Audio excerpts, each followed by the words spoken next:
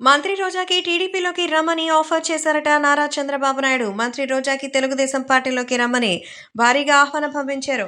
మరి చంద్రబాబు నాయుడు అలాగే ఇక జనసేనాని పవన్ కళ్యాణ్ ఎప్పుడైతే గెలిచారో అప్పుడే చెప్పారు. కక్షపూరిత రాజకీయాలకు చరమగీతం పాడాలని తెలుగుదేశం జనసేన కలిసి వైసీపీని మరి కాస్త పద్ధతిలో పెట్టాలని, అంతే తప్ప వాళ్ళని బెదిరించో భయపెట్టో మరి వాళ్ళకి సంబంధించి రాక్షస రాజకీయాలు వాళ్ళు చేసినట్టు తెలుగుదేశం జనసేన కూటమి అయితే అసలు ఒప్పుకోదంటూ ఈ సందర్భంగా అయితే తెలియజేశారో మన పవన్ కళ్యాణ్ అలాగే చంద్రబాబు. అయితే ఎవరెవరైతే తమ పార్టీని కుటుంబ సభ్యులను సైతం అవమానించారో వాళ్ళకి పార్టీలోకి ఆహ్వానం పంపిస్తున్నారు. స్వయంగా ఇందులో చంద్రబాబు ప్రముఖ పాత్ర పోషించారు.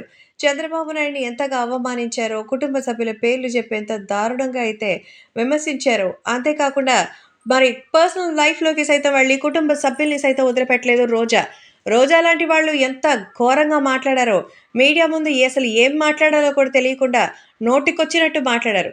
ఈ విషయంపై నారా చంద్రబాబు నాయుడు సతీమణిని కూడా వాళ్ళు భారీగా విమర్శించారు. ఈ నేపథ్యంలో చంద్రబాబు నాయుడు కూడా రోజాకి తెలుగుదేశం పార్టీకి ఆహ్వానం పంపించినట్టుగా అయితే తెలుస్తోంది. వైసీపీ పార్టీని వదిలి తెలుగుదేశం పార్టీకి వచ్చి ఖచ్చితంగా మీరు కనుక మంచి సేవను చేస్తే మరి తెలుగుదేశం పార్టీ తరపున మీకు మంచి పదవి కూడా ఇస్తానంటూ మరి ఈ విషయాన్ని కూడా తెలియజేశారట చంద్రబాబు.